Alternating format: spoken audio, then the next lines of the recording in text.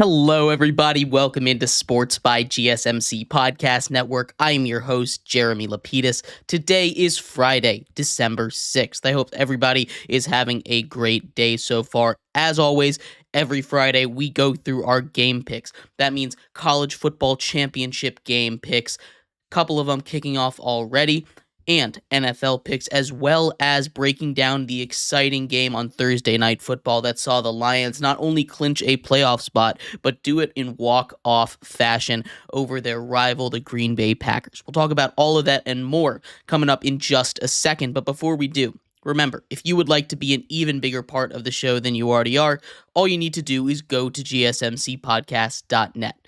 Or if you are on YouTube, you can use that super chat feature. If you do either of those two things, a message should pop up on the bottom of the screen for you, me, and everybody else around the world to see. If you do have a burning question about sports, anything at all that you would like to ask, go ahead and throw that in the comments. Throw it in the chat. I will get to it as soon as I possibly can. I appreciate everybody so much for sticking around, talking some sports with me here on a beautiful Friday, December 6th. But we're going to start off our show here today talking about the actions from last night before we get into some game picks. So we're going to talk about Thursday Night Football. What a wild Thursday Night Football game that was. On what could have been the best game of the entire week, it really delivered. We talked about a game that was going to be a shootout, and especially in that second half when the Packers offense finally figured it out, this game was back and forth all night long. Now, we're going to start off in that first half, right? In that first half, the Packers finished with 104 yards of total offense. That is not good. And we've seen this from the Packers in the past where they've gotten shut down. And more importantly, I think this says something about the Lions. The Lions are arguably the best team in all of football, right? I don't think anybody is going to look at you funny if you say the Lions are at least a top 3 team in the NFL, right?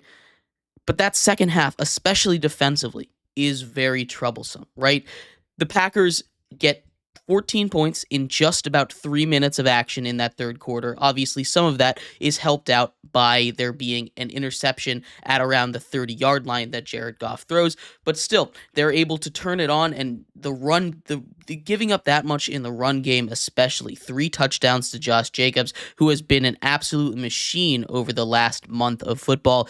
8 touchdowns in the last 4 games, putting him in some rare company. He has 2 3-touchdown games over that stretch. 1 touchdown, 3 touchdown, 1 touchdown, 3 touchdown. He has been absolutely huge for the Packers, and they stayed in that game. Now, obviously, this came down to a gutsy 4th down call by Dan Campbell. In field goal range, tie game, just about 40 seconds remaining, 4th and inches after you had just gotten stood up on 3rd and inches the previous play.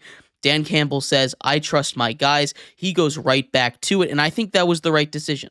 Right? The defense, well, it hadn't been playing great in the second half. With 40 seconds and no timeouts, it makes the Packers' jobs a little tough, and you have to believe in the philosophy that they've been playing with all season. The Lions come out there and they play the way that they have the entire year. Going forward on 4th down is just part of their identity at this point, and that was a wild play, right? Jared Goff takes the snap, gets his foot stepped on, and falls down. Looks like a disaster of a play, one that might even end up losing them the game. He's somehow able to stay on his knee long enough to get a clean handoff into the belly of David Montgomery, who then goes and picks up 7 or 8 yards on the ground there.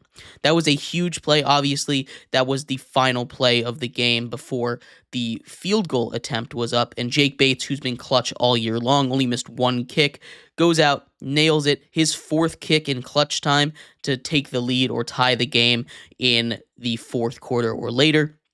4 for 4 on all of those. He has been incredible as a rookie for the Lions. But breaking down this game just a little bit more. Obviously, the Lions clinch a playoff spot. They're the first team in the NFC, and actually the only team in the NFC, to currently be locked into the playoffs. They're sitting now at 12-1. They've won 11 straight games. That's the longest winning streak in the history of the Detroit Lions. And the Detroit Lions don't have a very long history of being successful, but this team has dominated despite injury. We saw that, I think, really play a big part in that second half, but they've had guys really step up when they need them to. Not just on defense, who they had plenty of replacement comes in for, but Tim Patrick.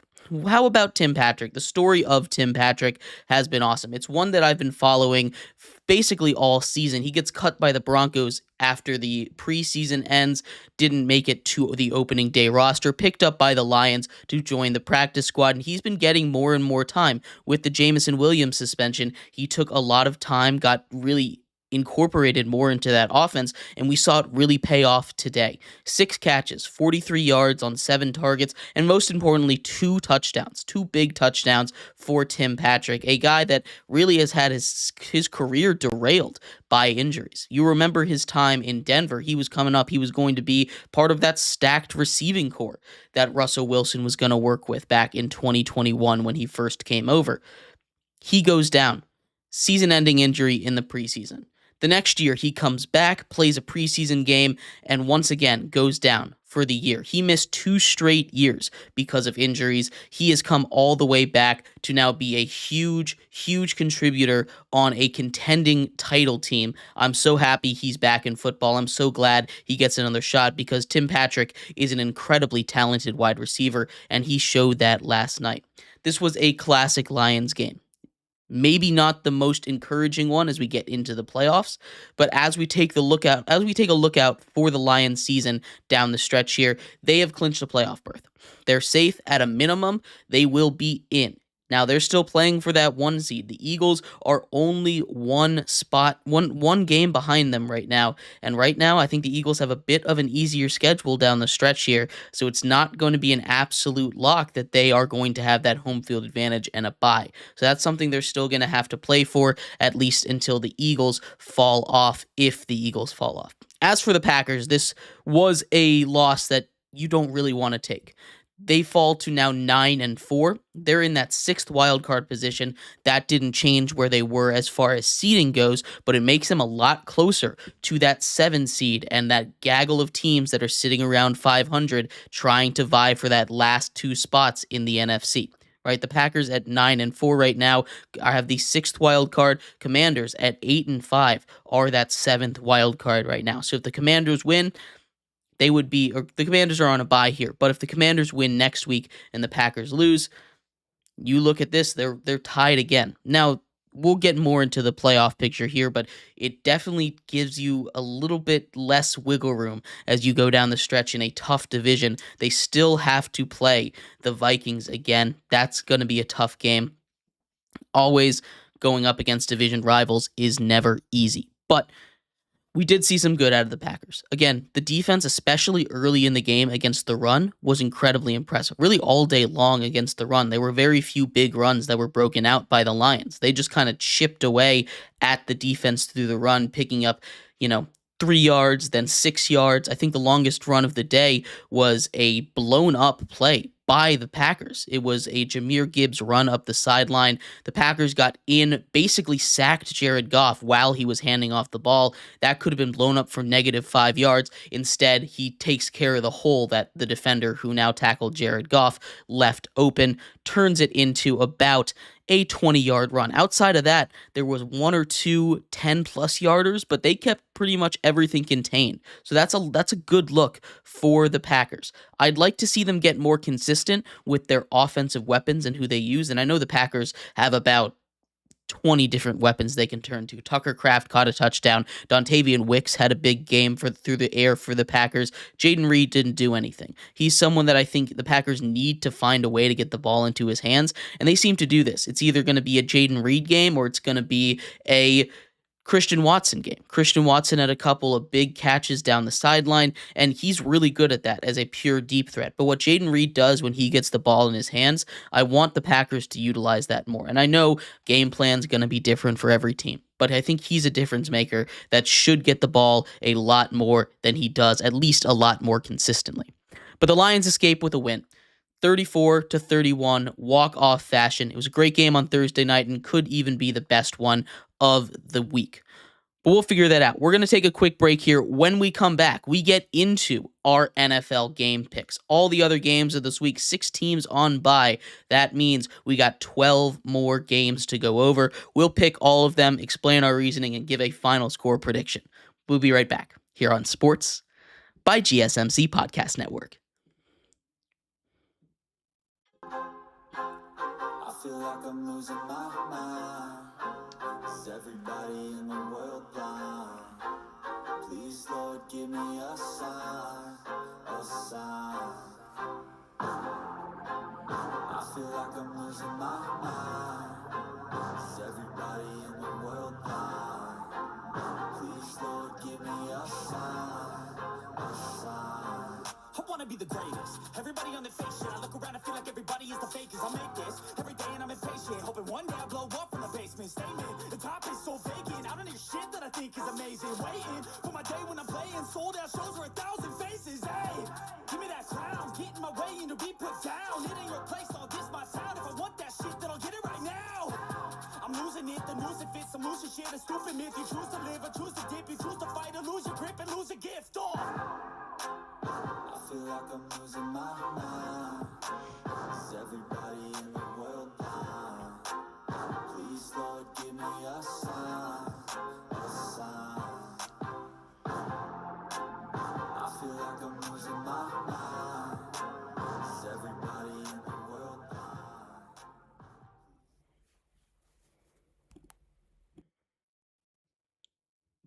Welcome back to Sports by GSMC Podcast Network. I am your host, Jeremy Lapidus. Today is Friday, December 6th.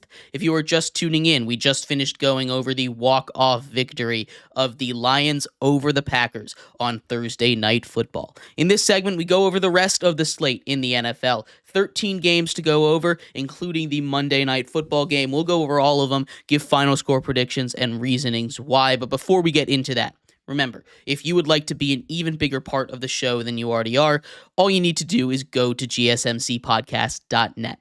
Or if you are on YouTube, you can use that super chat feature. If you do either of those two things, a message should pop up on the bottom of the screen for you, me, and everybody else around the world to see. If you do have a burning question about sports, anything at all that you would like to ask, go ahead and throw that in the comments. Throw it in the chat. I will get to it as soon as I possibly can. I appreciate everybody so much for sticking around, talking some sports with me here on a beautiful Friday, December 6th. But like I was saying, we are going to get into some NFL game picks here on a Friday night. Week 14 already here.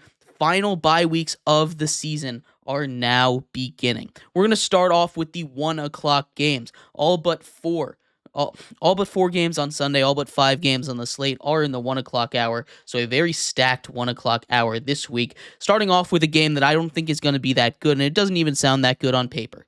The Jacksonville Jaguars taking on the Tennessee Titans in Tennessee. Will Levis has played much better football since coming back from injury. Probably tells you a little bit about what he was dealing with in the beginning of the season. Now, that wasn't all of it. He also wasn't making the best decisions. Obviously, that was shown by some of what he was doing on the field, but he's cleaned it up a little bit. He hasn't been perfect, there's no doubt about it, but going up against a bad Jacksonville secondary, a Jacksonville team that now is without Trevor Lawrence for the rest of the season, starting Mac Jones, and a Titans defense that honestly is underrated. They just gave up 42 points to the Commanders. They also gave up about that same amount of points to the Lions earlier in the season, but even with both of those, this is still a top 5 defense in the league. It's been playing really well and is a little bit banged up, but I still believe in this defense to shut down a Mac Jones-led Jacksonville unit. I think this is going to be a huge game for Tennessee. They haven't really had one of those all season long, but I think the offense really explodes in this one. You saw a little bit of life at the end of that Commanders game for them in that second half. I think they use that momentum and absolutely destroy their division opponents at home. They win 31-17. The Jets, the hobbled New York Jets, really everything going wrong for that Jets team. They traveled to Miami to take on a Dolphins team that desperately needs a win to stay alive in the playoff picture. Miami is favored by 6 in this matchup. Tua just coming off of a not so great game against the Packers in the cold. They need to have a huge game from him. The Dolphins defense has been playing good. It's not a defense that's going to rank in the top of the league, but it is one of those defenses that will bend and not break. They'll hold you to 3 instead of 7, and that is a huge win for that team. That defense, as long as it continues to play like that against the Jets team that seemingly is cursed right now, Aaron Rodgers not having his best season, probably his worst, and Breece Hall now doubtful, most likely out for the game. So they're going to be turning to rookie running back Braylon Allen for this one. That is where the Dolphins have been able to be exploited, through the run and through the screen game especially. So if the Jets are going to have a big game, it's going to be through these check down passes to a guy like Braylon Allen. It's already something that Aaron Rodgers has been doing a lot of. I'm not sure if this is a great matchup for the Dolphins, but I do believe in that Dolphins offense to take care of a hobbled Jets defense, missing CJ Mosley, who just went on IR, missing Sauce Gardner, who's doubtful for this game. Those are two of their big pieces, and I think the Dolphins will do enough to get it done here. They win 28-23. The Atlanta Falcons are limping into this game, taking on the Minnesota Vikings. The Vikings in this one favored by 5.5 points at home. Sam Darnold just coming off one of his better games. He had kind of shut down for a little bit. They bring in Daniel Jones maybe for a little bit of motivation, have a nice solid backup plan. He has a really solid game. I'd like to see them go towards Justin Jefferson a little more, but with that Atlanta Falcons defense, they just came off of their best game, actually. They had 5 sacks in that game when all year before they had 11. So they almost had half of their total sacks from last week, from the whole season, just last week. That is a huge improvement for that defensive line. They're going to be going up against a better, maybe about the same offensive line in the Minnesota Vikings this week. So I'm not sure if they're going to be able to do that again, but if they do come out with that kind of pass rush once again, this is going to be a long day for Sam Darnold in Minnesota, because the guys on the back end, they're good. They just haven't been good enough to cover while the pass rush is not getting home. Now, all that being said, the weapons that Minnesota has is insane. And this is Kirk Cousins' revenge game, quote unquote, heading back to Minnesota after leaving in free agency. So maybe he comes out with a little oomph. He needs to go out there after tossing 4 interceptions. He needs to go out there and have a big game. Not sure how it's going to go, and really this is a Falcons team that has been the opposite of consistent. It either loses by its defense or loses by its offense, and I'm not sure they're going to be able to put together a complete game against a good Minnesota Vikings defense. Minnesota comes out with a victory, 27-20. The New Orleans Saints travel to the Giants to travel to East Rutherford to take on the New York Giants. This is a game that, again, it sounds bad. It's going to be bad. The Giants are starting Drew Lock. They lose their best player in Dexter Lawrence for the season on Thanksgiving. He gets to rest. This is a Giants team that currently holds the number 1 overall pick in the draft for a reason. They've got some guys that you look at and you say, hey, you could build around that. I still think some of the guys on the offense based on volume might have a good day statistically, but when it comes down to it, I don't think this Giants team has anything going for it, and this Saints team is going to clean up a weaker schedule down the stretch here. They get a big victory, 33-17. The Carolina Panthers travel to Philadelphia to take on the Eagles. The Eagles, arguably one of the hottest teams in all of football right now, the way they've been playing, and this is just a bad matchup for them, right? This is a team that's based around the running back, and the Carolina defense has been atrocious against the run game. We saw Bucky Irving rip them for over 100 yards. Tyrone Tracy ripped them for over 100 yards. Basically, every single running back that they've faced this season has had a huge day against them. And when you look at the way that Philadelphia defense is playing, it's playing like arguably the best defense in the entire league. I like what Bryce Young is doing. I really do. but I just don't think this is going to be the day. 13 points is a lot of points, and I still think with the momentum that Panthers offense has, they're going to be able to put up just a little bit of something against this hot Philly defense, but I don't think they're going to be anywhere close to a win. They still lose by 2 scores, but I think 13's too much. Philadelphia pulls out a huge victory for them, keeping pace in the NFC for that bye, 31-21. Up next, we have a rematch of the Snow Globe game. The Cleveland Browns travel to Pittsburgh to take on those Steelers. The Steelers favored by 6.5 in this one, which for me is a lot of points. I know we just saw Russell Wilson go for over 400 yards, 4 touchdowns. This is a guy that is playing his best football in years right now, but we've also seen him regress. We saw him against the Browns, even without the snow coming down early on in the game. It wasn't the greatest performance. This is a division game. You have to remember that. And I know last week was a division game, but this is going to be a different kind of division game. We're going back to classic Steelers. And I think the Steelers still will find a way to pull this one off at home. 6.5 points is way too much. You have Jameis Winston. He's going to find a way to keep it close or keep him out of it. And I think in this one, we just had a game where he went full Jameis. He's going to calm it down a bit. Be a little bit safer with the ball. It's not going to be as explosive of a night for the Browns. Still should be a close game. Steelers win this one 27-24. The Las Vegas Raiders traveled to Tampa Bay, a cross-country flight to take on Baker Mayfield and the Buccaneers. The Bucs in this one are favored by 6.5. This is going to be a bad game. There's not too many great games on the schedule, if I'm being completely honest with you. You take a look at this Tampa Bay team and the way that they've been playing football. Bucky Irving has really come on down the stretch. They just absolutely mowed over a bad Carolina run defense. This Las Vegas run defense is not much better, if it's even better at all. Bucky Irving should have a huge day against the Raiders. Look for them to absolutely destroy them. I'm taking the Buccaneers to win this game pretty handily, 30-19. Getting into the 4 o'clock windows, we have a rematch of a game that did not go the way that I or a lot of people expected to last time they played, as the Seattle Seahawks, ahead in their division right now, take on the Arizona Cardinals. Now, this is a massive, massive game for playoff seeding. The Cardinals are 1 game back of the Seahawks, and the Seahawks beat the Cardinals last time they played just a couple weeks ago. Seattle looking to hold tight onto that division. Geno Smith has not been playing his best ball, but he's been doing enough to get them wins. I'd like to see them rely a little bit more on Kenny Walker than they've been doing. They've been mixing in a lot of Zach Charbonnet. The Seattle defense and the Arizona defense really have been playing a lot better as of late. The Arizona defense is a much bigger surprise to me. Now, they haven't been dominating like they were a couple of weeks ago, but they're still playing good football. Against the Vikings, they held them out of the end zone until the third quarter, the very end of the third quarter.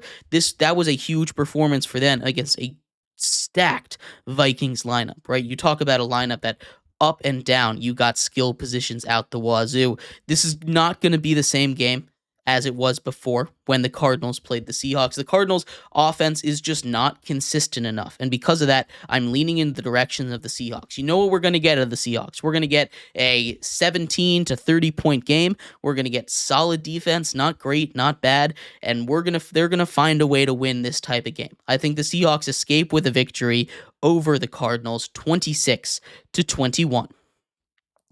The Buffalo Bills in potentially, again, another one of those games that on paper looks like one of the better ones of the week.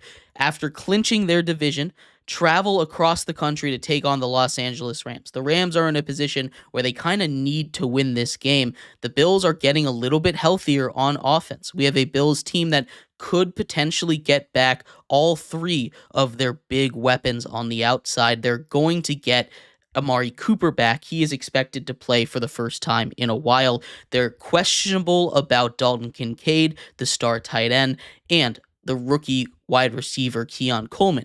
They've been fine without them, but it would be nice to get them back. This is a Rams defense that plays good football. The Rams offense has been playing better. We talk about it a lot. I love the way that they use I love the way that they use their 2 receivers, right? You have Cooper Kupp, who had a little bit more of a quiet day. Puka's continued to be just a monster all all year, regardless of his matchup. This is going to be a fun matchup in this one. I think it's going to be high scoring. I think it's going to be back and forth, but I'm looking at the Buffalo Bills to pull this one out just barely, winning 28-27. In the final game of the afternoon window, the Chicago Bears, fresh off of firing their coach, travel to San Francisco to take on the 49ers. Brock Purdy, coming off of maybe his worst game of his career, he needs to have a huge bounce-back effort. The 49ers are injured up and down and back up and down that roster, right? This is not a fun year to be a San Francisco 49ers fan. Neither is it to be a Bears fan. They've lost 6 straight games, pretty much in the most brutal way you could possibly imagine. And with Matt Eberflus gone, I think that gives them the boost they need. There were confrontations by the defensive players at Matt Eberflus after that Thanksgiving game. I think this is something that's going to bring the locker room together. They're going to rally around the interim offensive coordinator that now became the interim head coach. He's going to get them going, and I think they find a way to take care of the San Francisco 49ers, and the San Francisco 49ers get all but eliminated from the playoff picture at this point, with the Bears winning 30-28. The Sunday night football game, a division game in the AFC West that could see the Chiefs clinch their division. The Chiefs are hosting the Los Angeles Chargers in this one. Mahomes has not been playing his best football. The Chiefs favored by 4 in this one. The Chargers are without their running game. And that is a huge, huge point. This is a team that, regardless of the numbers that Justin Herbert has been putting up recently, revolves around that run game. When we don't have the threat of a run, especially against a really good run defense in Kansas City, it's going to be a long day for Justin Herbert. Ladd McConkey is questionable. If he can't go, they are going to be in a lot of trouble, and I don't know where they're going to get offense from. I'm taking the Chiefs to win this one in close fashion like they always do, but I don't think the Chargers stand much of a chance this week, if I'm being honest. The Chargers lose, Chiefs win 23-17. And finally, the Monday Night Football game. This is going to be a game without any defense. They could probably just play 7-on-7, and it would be the exact same game. This is going to be a huge game for fantasy, for offenses. Don't touch anything on that defense. I'm taking the Cincinnati Bengals, who are favored by 5, to just overpower the Dallas offense, just because Joe Burrow versus Cooper Rush is not the same as Joe Burrow versus Dak Prescott. I'm not saying Cooper Rush won't have a good game, because he is playing a tattered defense, a bad defense, but I don't think it's going to be enough at the end of the day, and I think the Cincinnati Bengals get a win, a much-needed win for them, 41-34. But let me know what you think. We're going to take a quick break. When we come back, we turn our attention to college football. The championship week is underway. We're going to do predictions for all 9 of the FBS conferences, including a couple of the games that are already underway. We'll talk about that and more coming up next here on Sports by GSMC Podcast Network. Looking for your daily fix of sports talk without having to pay for it? GSMC Sports Network is available on YouTube. Just search GSMC Sports Network. Get your fix of daily sports talk shows on YouTube, absolutely free. NFL, college football, NBA, MLB, MMA, UFC, fantasy football, and so much more. GSMC Sports Network has shows running all day long, with new sports shows starting every 2 hours. Just like on your favorite cable sports channel, except GSMC Sports Network is absolutely free. Just search GSMC Sports Network on YouTube to catch one of your new favorite shows, like the GSMC College Football Podcast, Chip Shot Football Podcast, Hoops and Heels Women's Sports Podcast, GSMC Basketball Podcast, and so many more. Check it out for yourself. GSMC Sports Network, now available on YouTube absolutely free. Search GSMC Sports Network on YouTube right now.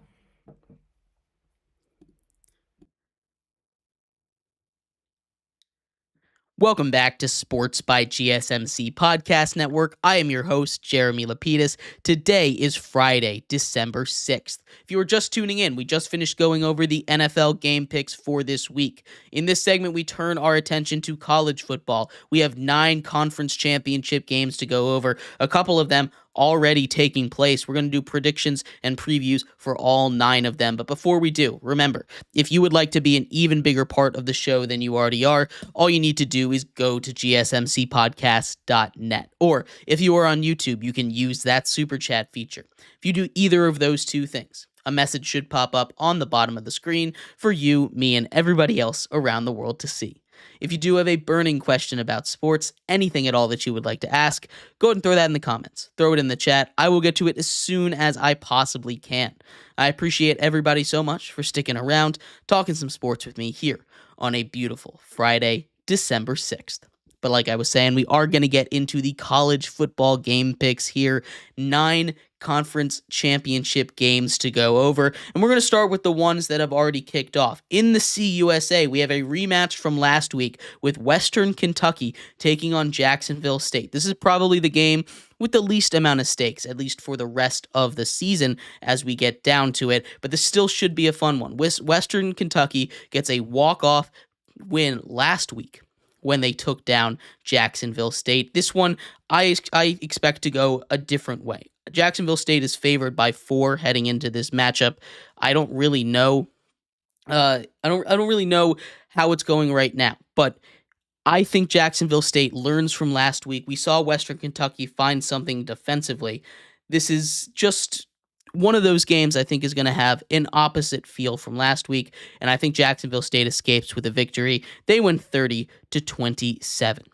Couple more games today, Friday night, that have a lot of huge precedent on college football in the playoffs, starting with Tulane taking on Army. Army is ranked at number 24 right now. Darian Mensah leads Tulane. He is a quarterback that I have fallen in love with. I love watching this kid play. He is a gunslinger out there.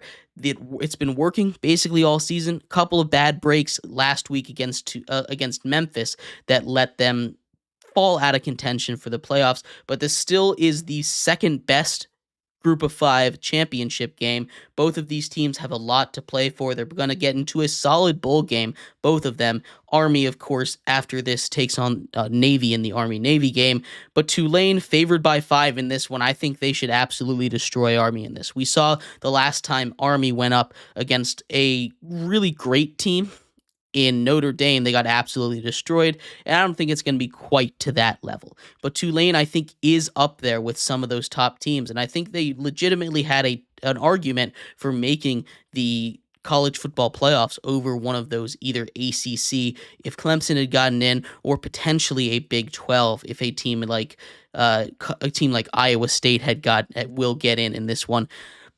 Fortunately, doesn't matter at this point, but I think Tulane takes this one big time, winning 37-23. And the final game from today.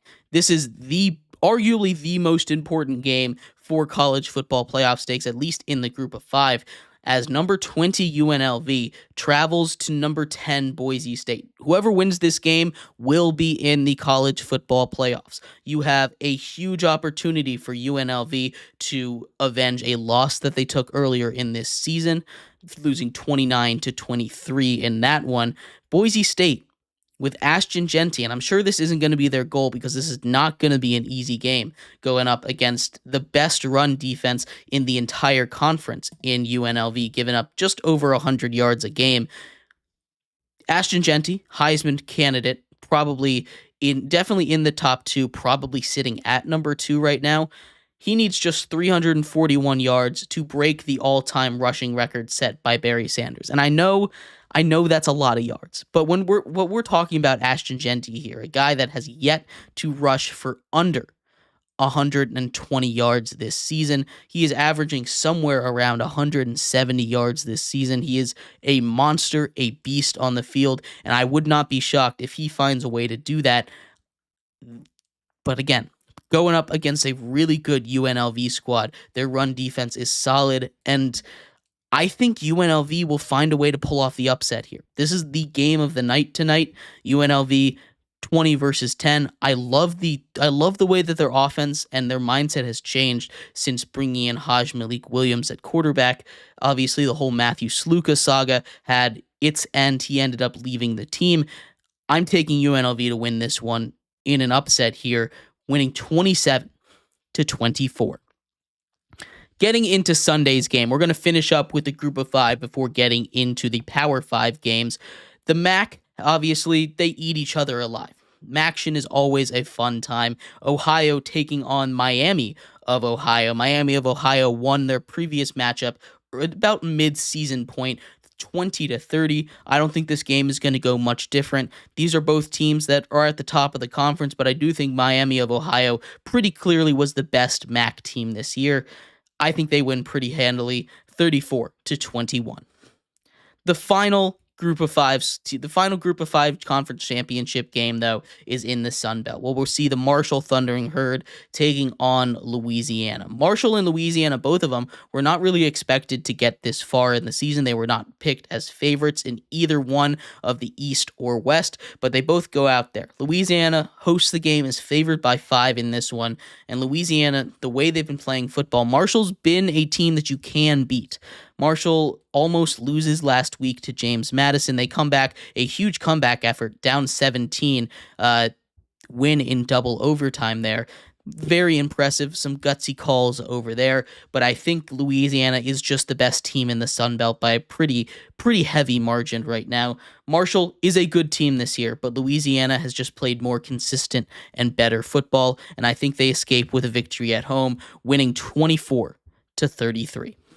But getting into the Power 4 conferences now, starting off with the one that I think is going to matter the least for seeding in the college football playoff game, and that is Penn State, the number 3 team in the nation, traveling to Oregon to take on the number 1 team in the nation in those Oregon Ducks. Oregon favored by 3.5 in this one.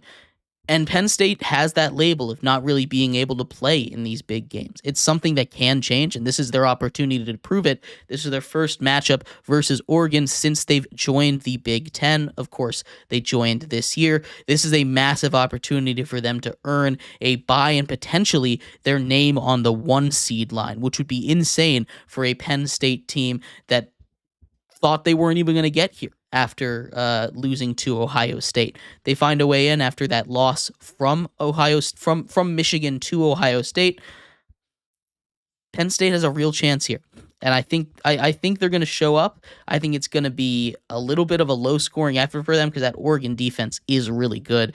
The question is how is that Oregon offense going to show? Because they were a little bit shaky against a good Big Ten opponent down the stretch in Wisconsin. I'm taking Oregon to win this game, keep their undefeated season alive, and get that number 1 seed. They win 31-17. Heading into the SEC next, another one that probably won't make much of a difference. Both of these teams, Georgia and Texas, should make it to the college football playoffs. The only question is, will they make it as a host team or not? Texas, the number 2 team in the nation, their only loss is to this Georgia team. This is going to be a fun matchup. Obviously, both of these teams didn't play their best football last time they were out there. Georgia just absolutely destroyed them. They could not get anything done. Pressure on the quarterback all day long by the Georgia Bulldogs. And they still were able to win despite Brock Bowers throwing 3 interceptions in that game. I don't know if this is going to be the same as it went last time, but I can't imagine that Texas figured out a way to avoid all that pressure from the Georgia Bulldogs defense, and I don't think that Brock Bowers, who's been playing really good as of late, will make all of those same mistakes against Texas like he did last time. I think Georgia finds a way to win, not quite as dominant, but I do think they win 29-22. The Big 12 game is probably the most interesting one in my mind, as number 16 Iowa State travels to Arizona or takes on Arizona State, the number 15 team in the nation. Spread is the closest at 1.5 right now. Arizona State, I think, is playing like the best team in the Big 12 right now. I love Iowa State. Their defensive mentality is super fun to watch. But the offensive firepower coming out of Arizona State is almost unmatched right now in the Big 12, and I think they match up pretty good with Iowa State. I think Arizona State wins this game in a high-scoring matchup, 34-28, and clinch a spot in the college football playoff. And finally, in the ACC, the one that has the most college football implications, The number 17 Clemson Tigers take on number 8 SMU. SMU is favored in this one, and I think they should dominate. The way that they've been playing, their offense has been the second best in the ACC, maybe third best behind Syracuse and Miami, but the defense has really stepped up as of late, and that's the most important thing. Clemson has not been consistent against any great opponents, any good opponents, to be completely honest with you. They got absolutely boat raced by Georgia. They lost by a pretty good margin to Louisville. SMU beat this Louisville team, and I think that says everything you're going to need to know about this one. Clemson is probably going to come out flat in this, but if they do find a way to win, that will be the chaos scenario. I think SMU wins handily, though, pretty easily, honestly, 37-20. But let me know what you think. I'd love to hear your thoughts on any of these game picks. We're going to take a quick break. When we come back, we turn our attention to the NFL playoff picture. We talked a little bit about it throughout our segments. We're going to talk about where it stands right now, teams in the hunt, who I think is going to get there as we head to the final quadrant of the year in the NFL. We'll be right back here on Sports by GSMC Podcast Network.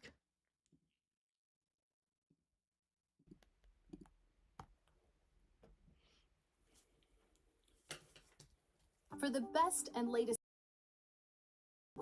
go to the podcast app on your cell phone and type in GSMC to access free content-rich podcasts on health and wellness, book reviews, sports, entertainment, relationships, social media, movies, technology, finance, and even weird news. Subscribe and download the GSMC Podcast Network's family of shows, available everywhere podcasts are found.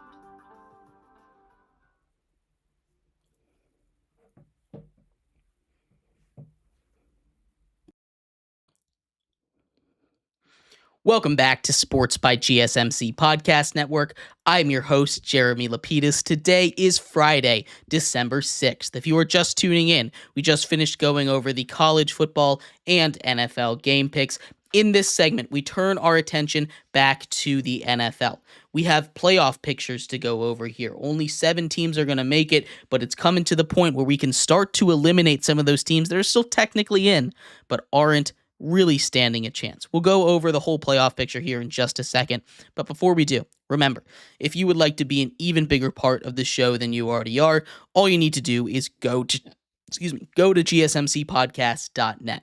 Or if you are on YouTube, you can use that super chat feature. If you do either of those two things, a message should pop up on the bottom of the screen for you, me, and everybody else around the world to see. If you do have a burning question about sports, anything at all that you would like to ask, go and throw that in the comments. Throw it in the chat. I will get to it as soon as I possibly can. I appreciate everybody so much for sticking around, talking some sports with me here on a beautiful Friday, December 6th. But like I was saying, in this segment, we are going to get into some NFL playoff picture and scenario. So we're going to start off with the teams that have clinched already. In the AFC, 2 teams have clinched, that being the Chiefs, who currently hold that 1 seed at 11-1 right now, and the Bills, who clinched their division. They're the only team in the NFL right now that has clinched their division. They're sitting at the number 2 seed at 10-2. On the NFC side of things, we said the Lions are the one and only team to clinch in the NFC. They clinched last night after a win on Thursday Night Football versus Green Bay, sitting at 12-1. There has been no seeds that have been clinched anywhere yet. Only one division, that being the AFC East with the Bills. But let's start off in the rest of the AFC. The way that it stands right now, the Steelers hold that 3 seed sitting at 9-5. This is, 9-3. This is a Steelers team that's just done their job. They've won their games when they've needed to. At 4, we have the Texans, 8-5. Then we get into the wild card. Chargers at 8-4 hold the first wild card spot, followed by the Ravens at 8-5, and the Broncos also at 8-5. In the hunt here in the AFC, it's a little bit more open than in the NFC. The Colts are the closest team in. They're still 2 games back of the Broncos and the Ravens, but they do take on the Broncos later this season. That's going to be a huge matchup for them and the Broncos down the stretch. Not going to be an easy one. The Colts have probably the easiest schedule of the teams that are just on the outside looking in, but it is going to be hard for them to get in because, like I said, they're 2 games back right now. The Dolphins are 2.5 games back, sitting at 5-7, and the Bengals are the last team that I think even has any shot in the AFC. It's basically been wrapped up at this point, those 7 teams that are in there, aside from potential division changes. With the Bengals at 4-8, they're basically going to need to win out, and the Broncos are going to need to lose out, which is possible when you look at the schedule, right? We'll take a look at, the Broncos' schedule down the stretch here. The Broncos don't have a really easy one. After this week's bye, they take on the Colts, a huge game. The Chargers, a divisional matchup with a playoff team. The Bengals, another game that is going to be huge for the playoffs if the Bengals go on a little bit of a run here. And the Chiefs. That is an incredibly hard schedule. Now, the teams that are right behind them in the Colts have a much easier schedule. We already said the Broncos, but that's going to be, I think, by far their toughest game. Then they take on 3 of the bottom feeders in the NFL, the Titans and the Jags at home, and the Giants on the road. Not really the toughest schedule for the Colts. I could very easily see them winning out after this bye week. Not going to be very easy. So I think this is going to come down really between that game between the Colts and the Broncos next week. That's going to be a huge game for playoff implications. If the Colts are able to win that game, it's going to give them a huge leg up, and I think they'll probably find a way in. Again, not going to be easy, but I'm leaning towards the Colts on this one to come back and find a way into the playoffs. The rest of it, I think, should be the same. Shifting over to the NFC side, we already know the Lions have clinched a playoff spot. They currently have the number 1 overall pick, or not the number 1 overall seed in the NFC at 12-1, the best record in all of football right now, actually. The Eagles right behind them at 10-2. If they win this week, they can clinch. They need a little bit of help, but they can get in with a win and a combination of an Arizona loss, and either Atlanta or Tampa Bay losing. So if the Falcons and the Buccaneers win, they don't really have a way into the playoffs because that's how all of these scenarios go. But if one of them lose, Arizona loses, and potentially if the Rams lose in some of these scenarios, they find their way in. There's about 10 different scenarios for the Eagles to get in. They need the most help to get in. The Vikings, in their most simple scenario, are the only other team that can get in. They currently have the number 5 seed, the first wild card spot in the NFC playoffs. They win with they're in with a win, a Cardinals loss, and a Rams loss. Not too hard. That's a little bit of a tall task. Not sure if that's actually going to happen, but those are the 2 teams that can clinch this week. But going through the NFC playoff picture, right now the Eagles sit at 10-2. Seahawks ahead of their division are the 3 seed at 7-5, and the Falcons at 6-6 are ahead in their division. Almost all of the contenders in the NFC right now are all the guys that are outside looking in. Their easiest path in is going to be through their division. You're looking at the Buccaneers, tied at 6-6 with the Falcons, but since they got swept in the season series, they don't really have a way in outside of beating just straight up the Falcons in that division. They're playing much better football than the Falcons are, but that's still going to be a tough win because they can't tie. They have to be ahead of them. The Cardinals, the Rams, both at 6-6, and the 49ers at 5-7 are chasing the Seahawks, who are at 7-5. If the Cardinals are able to win this week against the Seahawks, they would take that division lead again, I believe. It's going to be a tight race down the stretch for at least 3 of those 4 teams. That's going to be a division that I think is going to flip-flop a couple more times. But the one team that could potentially find its way in, outside of the Vikings, the Packers are that second wild card. They're at 9-4. The Commanders are at 8-5. That's their final wild card in the NFC. Commanders at 8-5, but the last team I think maybe even potentially has any sort of a chance. It's the Dallas Cowboys at 5-7. You look at the Cowboys' schedule down the stretch, and I'm not saying that it's easy, but it's definitely easier than the one that the Commanders have to play down the stretch here. The Commanders are on a bye this week, but the Cowboys get the Bengals, then the Panthers, the Bucks, the Eagles, the Commanders. So we'll be conservative. We're going to pencil everything for the Cowboys here, and we'll say that they get 4 wins, right? They finish their season at 9-8. Then for the Commanders, they finish their season with the Saints, the Eagles, the Falcons, and the Cowboys, and we'll say, just again, everything in favor of the Cowboys. They go 1-3. They would finish their season then at 9-8 as well, and then it'd be up to tiebreakers. They would have split the season series. That's going to be a huge game in Week 18 potentially. It's going to go to tiebreakers. That's the only way the Cowboys can get in. So they have a shot. They're the only team outside of taking over the division that has a shot. I think it's going to happen? I don't. I don't think that set of circumstances is going to go the way for the Cowboys, but I could see a world where it does, so they're not out of it yet. Everyone else, even they haven't officially been eliminated, they're sitting at 3-9 or worse in the AFC. They're not finding a way in. They're sitting at below 5-7 for the NFC. They're not finding a way in there. It's just gonna be a battle for the division there, but it's pretty much set. Wild cards basically set in both of them. The divisions are going to be the ones to watch, especially the NFC West and the NFC South. But let me know who you think's going to end up winning those divisions. Who do you think's going to end up getting into the playoffs here as we get into our final couple weeks of the regular season in the NFL? We're going to take a quick break. When we come back, we switch our attention over to the MLB. The Oakland Athletics, formerly Oakland Athletics, I should say, have made some big moves this offseason. They have finalized a home stadium, or a deal to get a home stadium. They have given out the biggest deal in franchise history. We'll talk about all of that and more coming up next here on Sports by GSMC Podcast Network.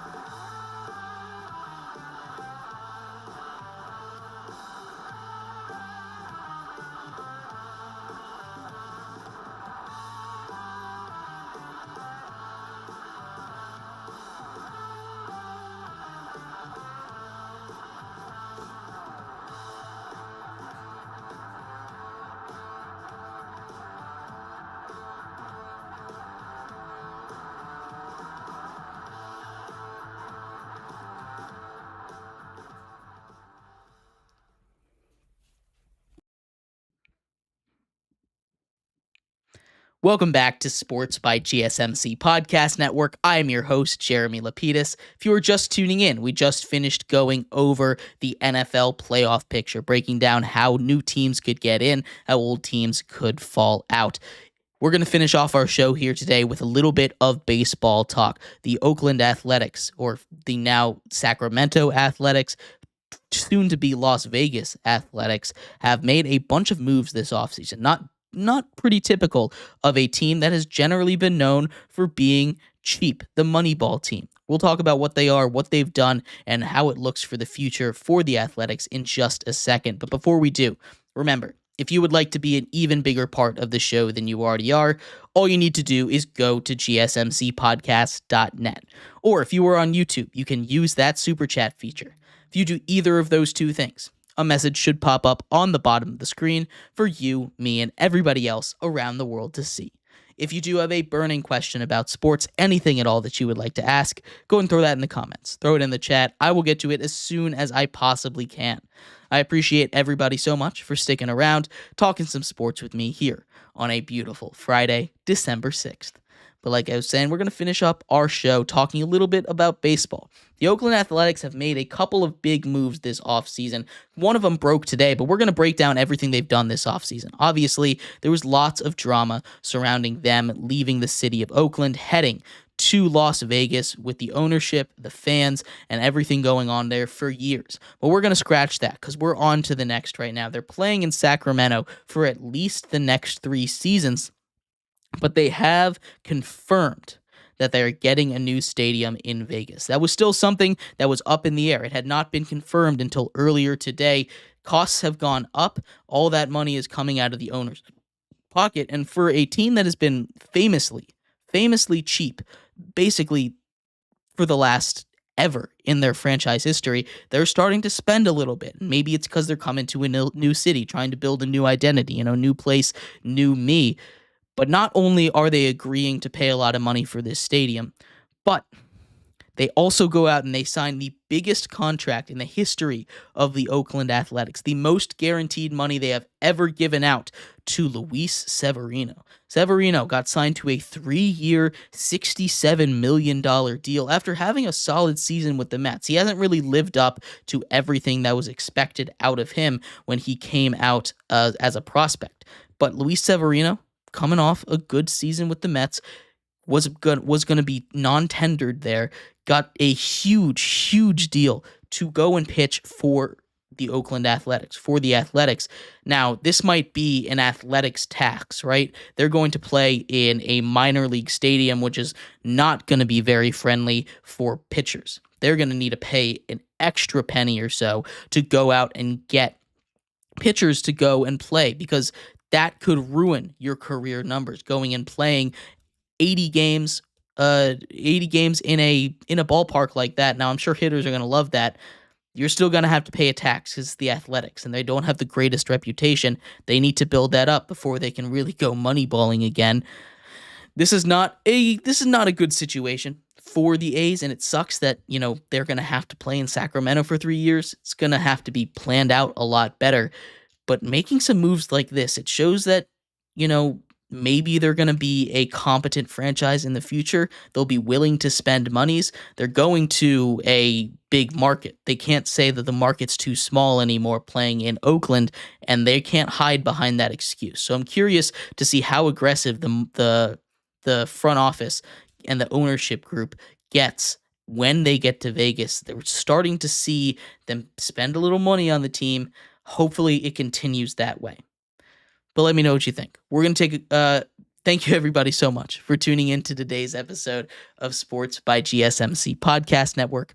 I've been your host, Jeremy Lapidus. We'll be back on Monday talking everything that goes on in the weekend. I hope everybody has a great weekend. I will see you then. Bye-bye.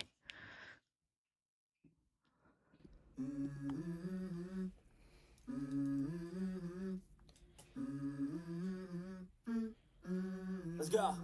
I wake up to a little bit of drool on my pillow, feel like it's gonna be a bad day.